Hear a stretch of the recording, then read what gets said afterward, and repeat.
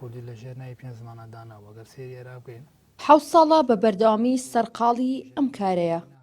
بۆکان توانیوێتی کاری جددی بۆ زیادکردنی زمانی کوردی لە گوگڵ بکات.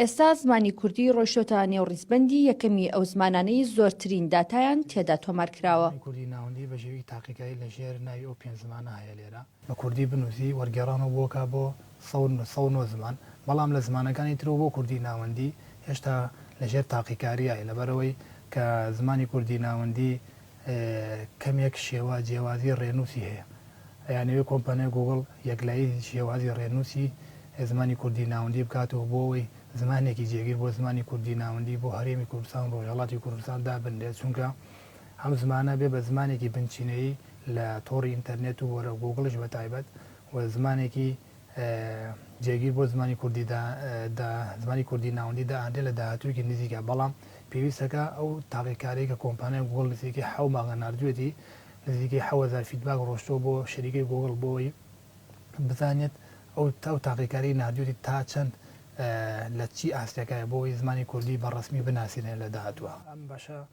بەشی ڕاستاندنی زمانی کوردی ناوەندیەکە بۆکان کار بۆ جێگیرکردنی زمانی کوردی دەکات.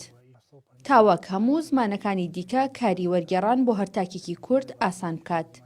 زمانی کوردیش بچێتە نێو هەموو ئەو زمانانەی کە هەیە و ڕۆژانە خەڵک بۆ کاری وەرگێڕان سوودیان لێوەردەگرن.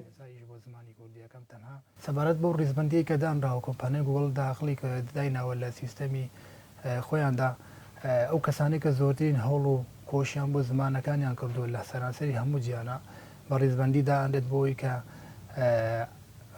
وڵاتی کە خاوەنی ئەو زمانی ئاگادار بن کە چی کەسێەوە ئەو کەسانی کە ئیشیان بۆ زمانە کردووە کە دیاری ئەکا لەو شێوە من لەو ڕیزبەندیا پلەی دووەم لە سەرانسەری هەموو جیانە وەرگرتووە کە بە کۆی 857,000 و بە زیاتر لە 857,000 داتا کە پلەی دووەمی ڕیزبەندیەکەی و ئەمە تەنها لە لیستی ڕاستاندن و وەرگێڕانی ئەو بەشایەکە ئیشم بۆ کردو بەدەر لە ئیشوکاری ترکە جێگیکردنی زمانی کوردی ناوەندی لە گوگڵ کراوسۆرس هەروەها لە کۆمەڵی گوگڵ و چەندین ئیشوکاری ترکە بۆ زمانی کوردی ناوەندیم کردووە لە ساڵی 2015.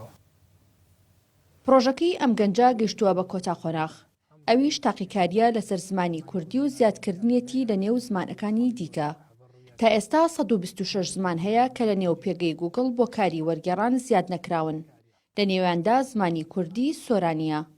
لە سەرەتای دەستکردنی بۆکان بەم پرۆژەیە تا ئێستا نزیکەی 900,000 داتا و زانیاری لەسەر زمانی کوردی داخڵ کردووە. هەر ئەمە شوای کردووە کۆمپانیای گوگڵ زمانی کوردی بخەنە ژێر تاقیکاریەوە و ڕیزبەندی یەکەم وەربگرێت بۆ داخڵکردنی زۆرترین داتا.